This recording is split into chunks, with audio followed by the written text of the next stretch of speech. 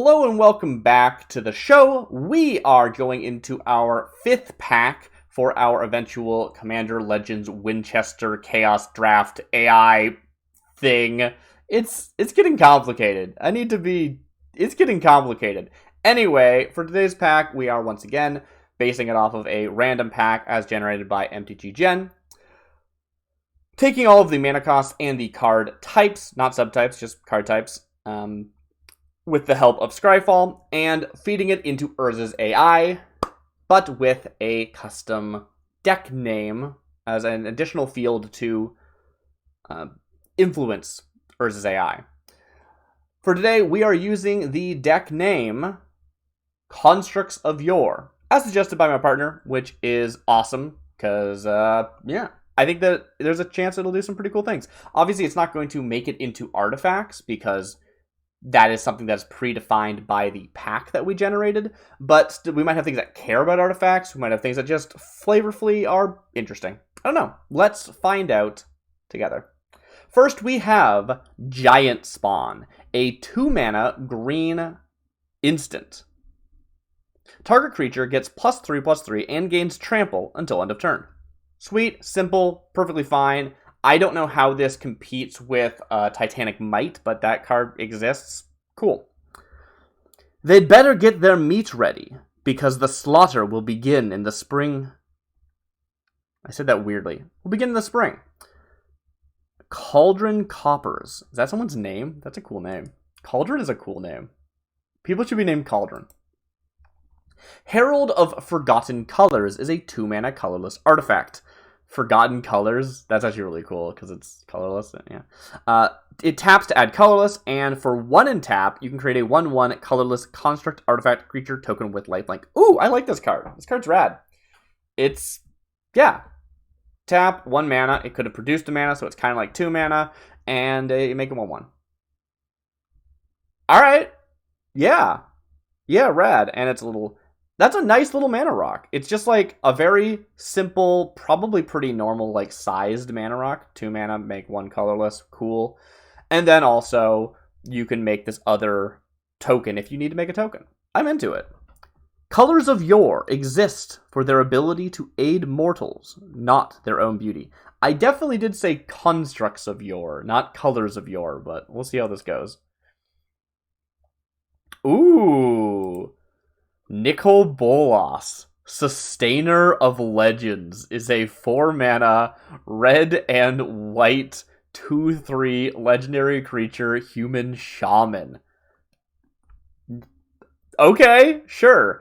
It is worth pointing out the mana cost is cut off, which is something I don't normally like, but since we specified the mana costs ourselves, based off of the actual draft pack, we can definitively say that this is a 4-mana spell and not something that's supposed to cost an additional colored mana pip. So, whenever Nicol Bolas, Sustainer of Legends, or another non-legendary creature you control dies, you gain 1 life. Oh, interesting. Huh. Sustainer of Legends is interesting. I guess it's like... You want to keep your legendaries alive because they're not going to benefit you from dying, I guess? That's interesting. The Temples of Nicol Bolas stand as sentinels to his infinite reign. I don't know if this card's good or not. 4 mana for 2/3, a little bit of life gain. Not super impressive, but alright, is what is. Seasonal Chant is a 5-mana red enchantment. At the beginning of each opponent's upkeep, that player puts a charge counter on Seasonal Chant. That's weird. You have... I love the idea of, like, target player puts a +1/+1 counter on your permanent. Just, like, you have to be the one that does it. It doesn't change anything mechanically. Very funny. At the beginning of each opponent's upkeep, that player puts a charge counter on Seasonal Chant. For 2 mana, sacrifice Seasonal Chant, create 2/2 red dragon creature tokens with flying. Okay, the charge counters don't even do anything. So this is just 7 mana make 2/2/2s? Wow. This is useless. That's a shame. It's worth pointing out, once again, if you're just joining us, for this specific series, we are going to be not re-rolling cards based on power level. If something is too weak or too strong, it stays in. This is going to feed our draft. Some cards are just going to be duds, and that's part of the draft environment. At least, that's what we want to try today. We've tried lots of different things on the channel. This is what we're doing for today. I need to set these rules and stick to them so that things stay consistent. In wrath, one only seeks out those who fight without emotion or anger, those who know no sorrows. Harpoon is a 2-mana colorless artifact. For 2, target creature gets +1/+1 until end of turn. That's pretty good. Yeah, 2 mana, but it's any creature, so it's more expensive fire breathing. Also gives you toughness, which is relevant. Wow, that card's going to be cool. Card's going to be scary, I imagine. A moment's hesitation can be your last. True. Guided Imagery is a 3-mana blue enchantment aura. Enchant creature. Enchanted creature has tap. This creature deals 1 damage to target player or planeswalker. Okay, yeah, it's like an archery effect. You see this sometimes. You enchant like some creature that cares about when it deals damage to things. Can't hit creatures, which means you can't, use Death Touch with it and combo and just wipe out your opponent's board.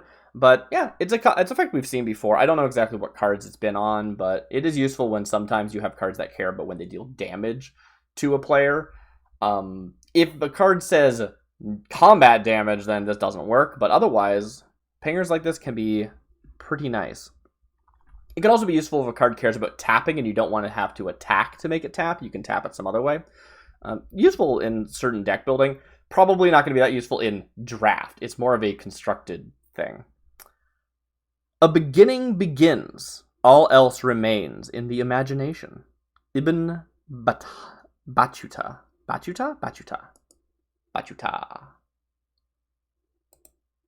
Vineweaver Mog is a 3-mana 1/1 red goblin rogue. It has reach, and for red, add red.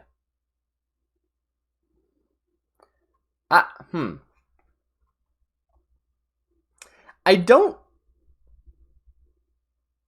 there things that are like when you add red mana, add an additional red mana? I don't think I've ever seen that before. I don't think I've ever seen anything that cares about like when you add mana to your mana pool as a trigger, which means this probably just does nothing. But it's interesting because it does go infinite. It just doesn't have a payoff. But if there was a payoff, it would immediately go infinite for that payoff. So it's a little scary. It's like tap this, untap this, right? Like, it doesn't inherently do anything, but it's still dangerous because of the environment of an entire game. Being us just playing limited, probably not a big deal, but interesting. In the green-walled valley where Yore's power is at its greatest, a band of misfits fight. A band of misfits fights to undermine the sovereign's schemes. Alright. Cool. Something's going on in Yore. Selesnya Conspiracy is a 3-mana red enchantment. Whenever you cast a red spell, you may put a loyalty counter on Selesnya Conspiracy. For 4 mana, exile target red permanent. Okay. Once again, counters that don't do anything. Cool. And then for 4 mana, exile a permanent. It has to be red, though, so odds are any given permanent probably isn't red, just in general. Unless you wanted to hit your own stuff, but that's not, you obviously don't want to, so probably useless. The unseen world is real, and only the greatest treachery and betrayal can disguise its presence. Bonsai in the chat says, red Selesnyas? That's a conspiracy for sure.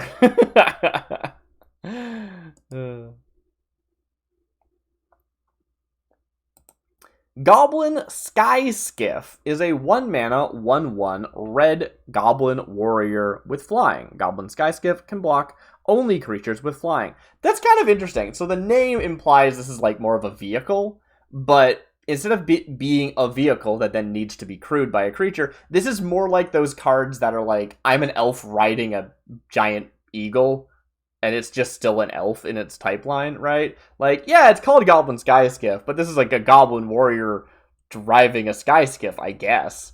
Probably. That's cool. It is flying, it can only block. So it's not good. It's a 1-mana 1/1 with flying, and it can't block things that don't have flying, so it's pretty weak, but oh well. Sometimes you need a flyer. They don't make it for the sacrifice. They make it for the praise. Rematch is a 4-mana white sorcery. Target player discards 2 cards. If this was like you play a sub game, that would be so funny. Rematch. If they made a card that was like enchantment, when you lose the game, create a sub game. If you win the sub game, you win the like game or something. Like that would be so dumb. Oh, that'd be so bad. Target player discards 2 cards. Sure. We've seen a lot of discard in the set so far, actually. I think all different colors. We saw like a green, a red, and now a white. 4 mana, but 2 cards. But you don't get to decide what the cards are. Eh. Revenge isn't the only pleasure of war. Siramar, Knife, Yorick, and Rashi. Okay. Centaur Prowler is a 3-mana white 2/2 cat soldier. For 3 mana, Centaur Prowler gains lifelink until end of turn. Damage dealt by this creature also causes you to gain that much life. Always important to read the reminder text just in case it's wrong. Although we did establish rules for this series that we are going to ignore inaccurate reminder text if it precedes a real keyword, but whatever. A trained combat-hardened steed, the Centaur Prowler, is a brute force multiplier. A brute force multiplier. Nice. Yeah, this is interesting. Like, obviously, Centaur is a real type, so we think of, like, well, why is this not a Centaur? But this makes me think of, like, one of those, like, it's like a cat Tor, right? It's got, like, a cat body with, like a maybe humanoid torso coming out of it, right? Cat soldier, Centaur Prowler. I think it works, even though Centaur is its own type, so you wouldn't do that. You wouldn't call it that, but that's okay. Yeah, I mean, it's a 3-mana 2/2. It can gain lifelink. This could just be a 3-mana 2/2 with lifelink, I think, but oh well. What you gonna do?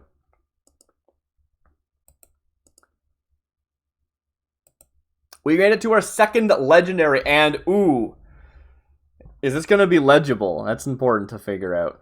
Finnbok Overseer is a 5-mana 4/3 blue and black legendary creature human advisor. I do love an advisor. They're a pet creature type for me.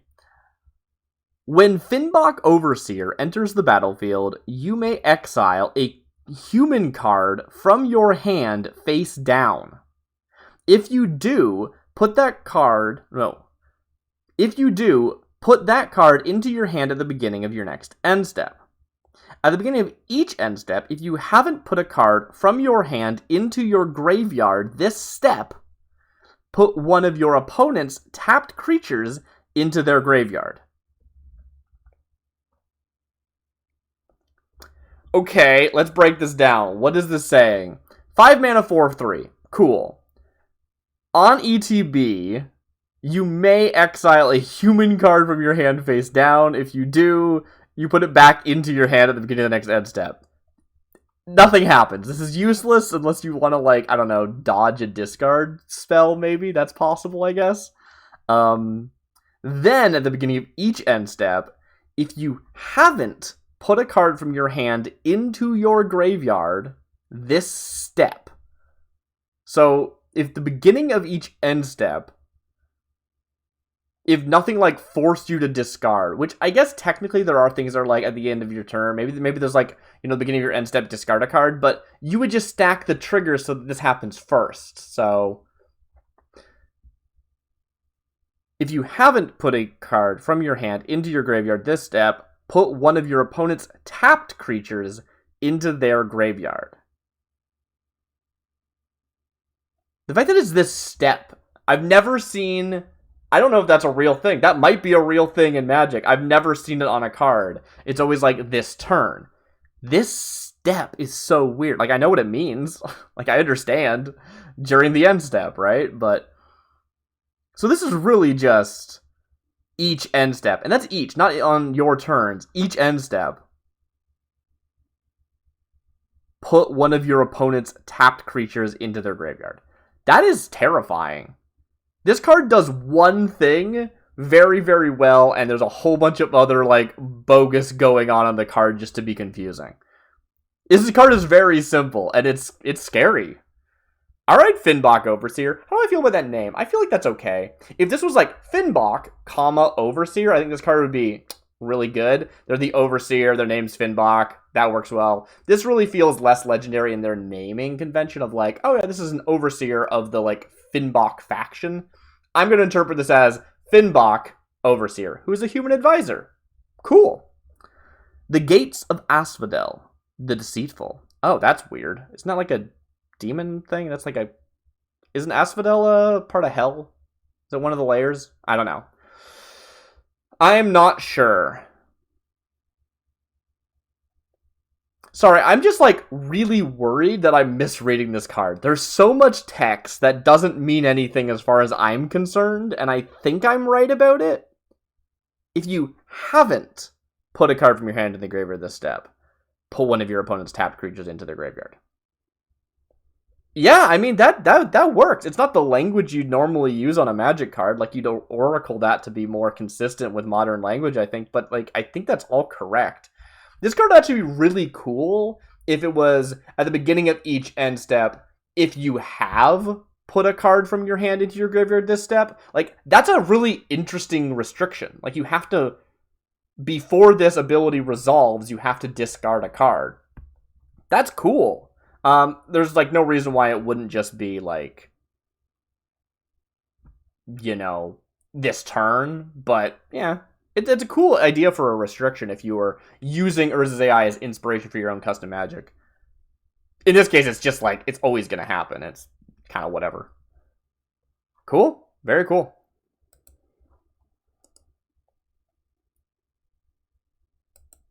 Frilled Grub is a 2-mana artifact creature goblin. It's a 2/1 with sacrifice Frilled Grub, regenerate target creature.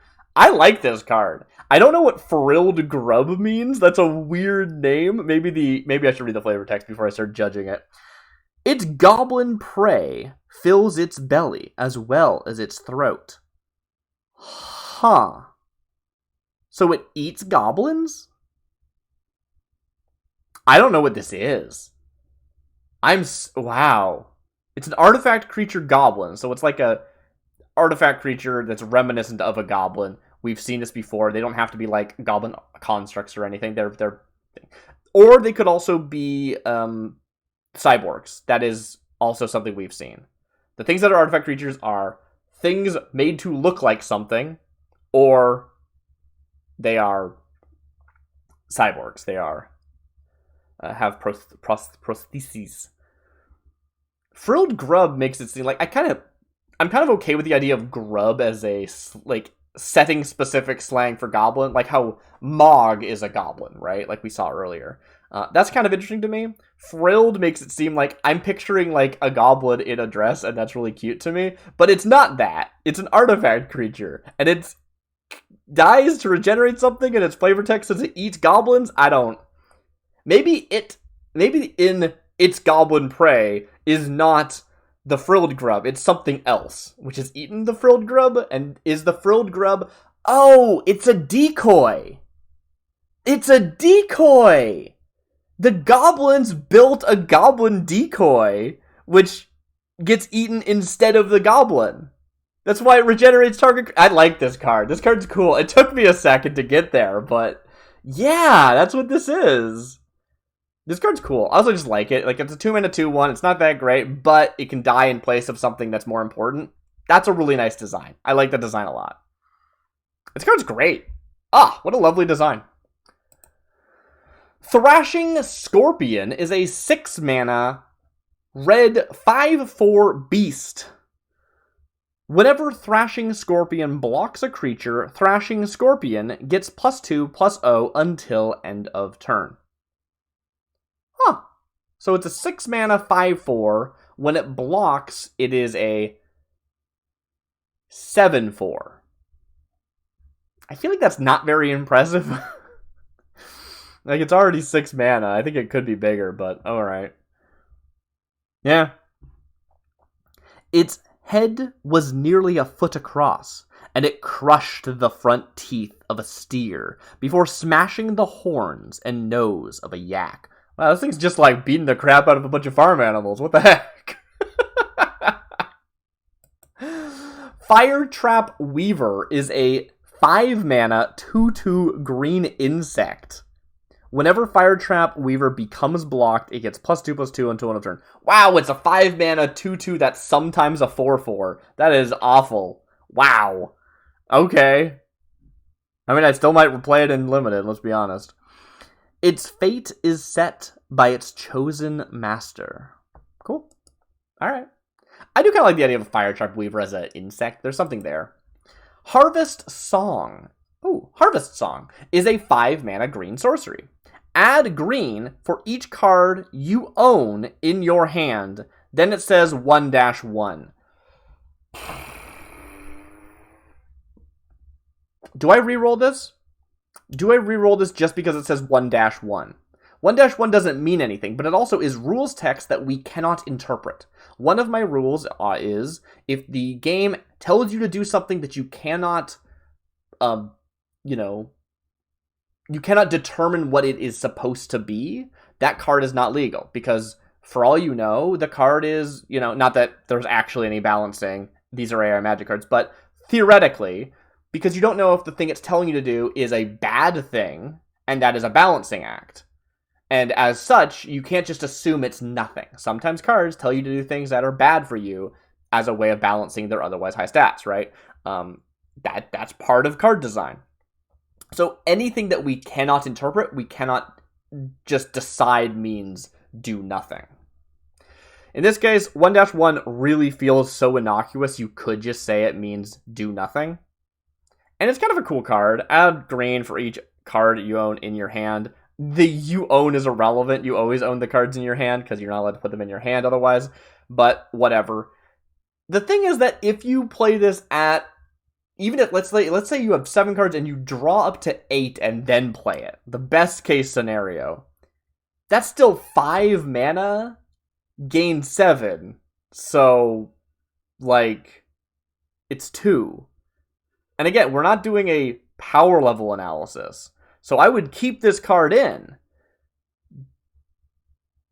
So it just comes down to, is the 1-1 enough of a reason to reroll this?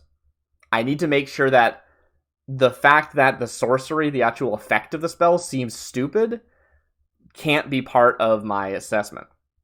And honestly, I feel like there is still a use case for something like Harvest Song. If you can cast a spell without paying its mana cost and generate 7 mana in the process, that's kind of cool. I don't know if that's going to happen.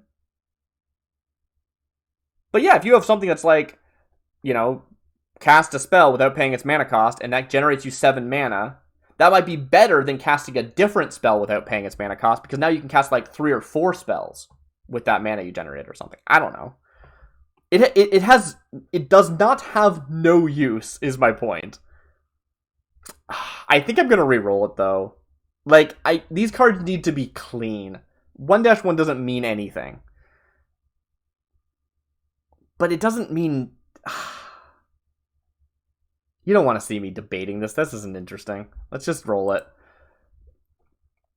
Let me know if you think I should have rerolled that in the comments. Mana Geyser is a 5 mana green sorcery. Mana Geyser deals X damage to target creature. You gain X life. This card is a free reroll because there's no defined X. The hot breath of mana gulps the land, making it quake. Okay, cool. We don't have to worry about that one. Did I read the flavor text for the last one? I'm a mess. Gotta commit to my rules. Precursor's Purge is a 5 mana green sorcery. Return all artifacts from your graveyard to your hand. Wow, that is weird. I guess it could be pretty good. Like, if you have a bunch of artifacts in your graveyard, this could be, like, draw 3, 4, 5, which is probably worth 5 mana, so, okay. If I'd known I'd be hanging here, I would have worn a straighter choker. What? Adelholm Molag Bal Conjurer. A straighter choker? What does that mean? Alright, sure. Clash is a 1-mana blue enchantment. Creatures can't attack you or planeswalkers you control. Oh no! We're not doing power level. We're not doing reroll based on power level. I'm sorry? We're not doing reroll based on power level. This is the point. I want to see what the set actually plays like when it's as absurd as the AI actually wants to make it. There are so many stupid powerful cards that I've rerolled in the past, and I want to have a nice, limited environment where we just let that happen. And this is going to be miserable. But those are the rules, and I'm sticking to them. I may not be the strongest. I may not be the most knowledgeable. But I am the last to be the devoured. Qua gone. Yeah, you know what? You don't have to run the fastest. You just have to run faster than your friends, right?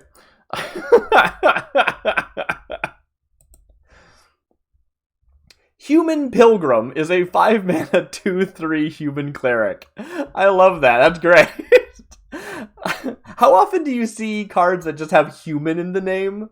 Like, we see cards with, like, goblin in the name or elven in the name or something. I don't think I've ever seen a card with human in the name.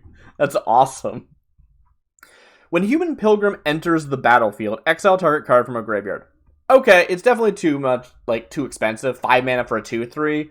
But, you know, if this was a smaller, lower cost, something that just does graveyard hate, yeah, that's real. That's a real card. Those get printed.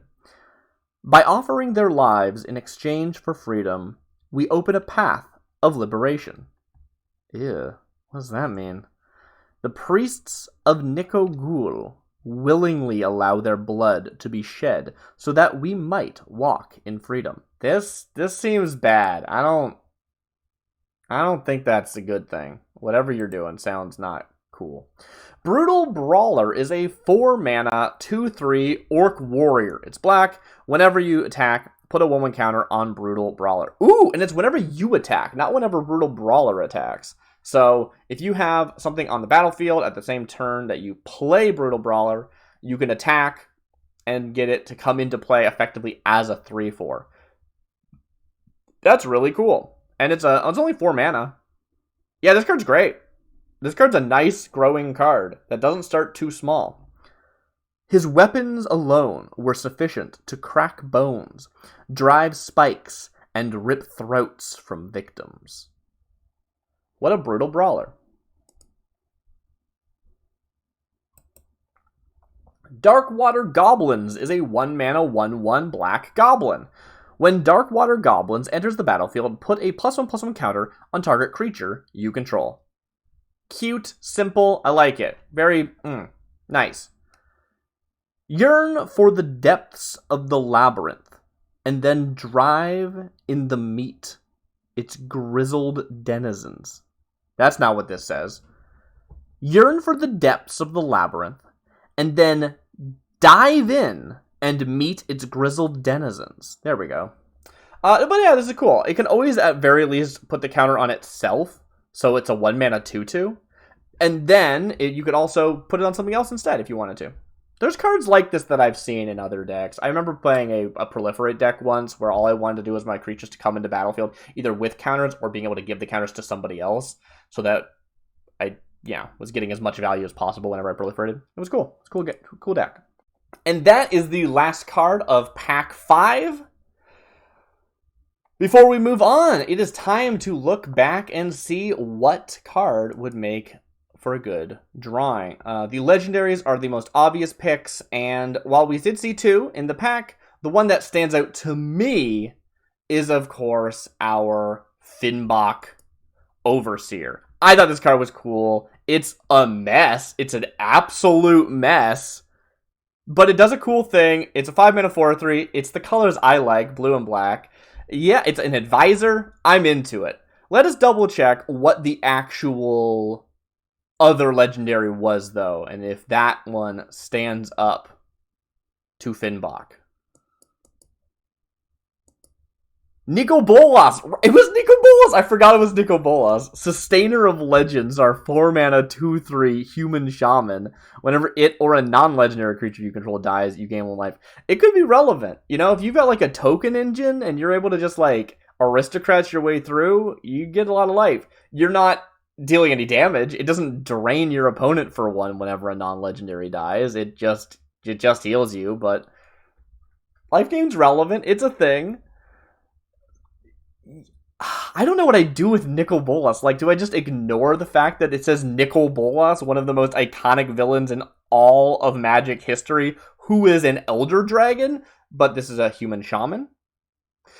Do I incorporate that somehow and say, like, well, this is like a shaman of Nicol Bolas that adopted their name for some reason? I don't know, maybe.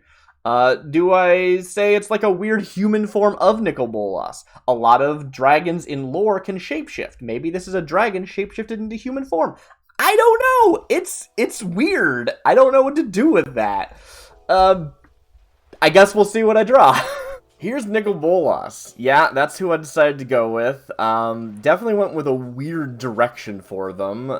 This is, guess like a human version, but like still very clearly not a human, which is weird. Magic is very weird about its typing, honestly. This is probably more like a dragon shapeshifter or something what I've drawn, but I'm going to ignore that. The idea being that, yeah, something imitating a human is its typing, right? That's why shapeshifters get to be things. I know it's changeling, you know what I'm saying? That's why an artifact human is a robot that looks like a human, right? Like, that's allowed. That counts for the typing of Magic. I find Magic typing so interesting. So here, we've got Nicol Bolas, and, well, what are they known as? They're Nicol Bolas the Deceiver, my friend. Yes, that's right. This Nicol Bolas is standing here telling you, oh, yes, of course I'm a human shaman. What are you talking about? I'm not Nicol Bolas, never heard of them. Which is definitely a weird direction to go with it, but it's what came to mind, and I had to follow it through. As far as how they're actually drawn, they got a staff, they got a robe. I wanted to keep their iconic horns, but change them a bit. Like, obviously, they're going down instead of up, so they're more reminiscent of hair. It's a weird design. I'm pretty happy with it though. It's just like a kind of a fun, like hee kind of look. After adding a little detail to the staff, kind of changing the design of the original idea, start throwing in the colors. I do go with that sort of like yellowy color that Nicol Bolas is often depicted as. I think it's usually supposed to be more of a green, but like sometimes in the light they look yellow and gold, but whatever. I went with more of a yellow overall. Yellow skin with the white, red clothes with the red, you know, usual stuff. Throwing a little bit more. Their teeth are red, their eyes are pink, you know, that sort of thing. We do have the highlighting showing their scales again, as we've seen in previous drawings, or a little speckling of it so that it looks like it's reflecting off of scales as opposed to just the edges of clothes like we're seeing in the robe. And that's really it. Few shadows with multiply, and they're done.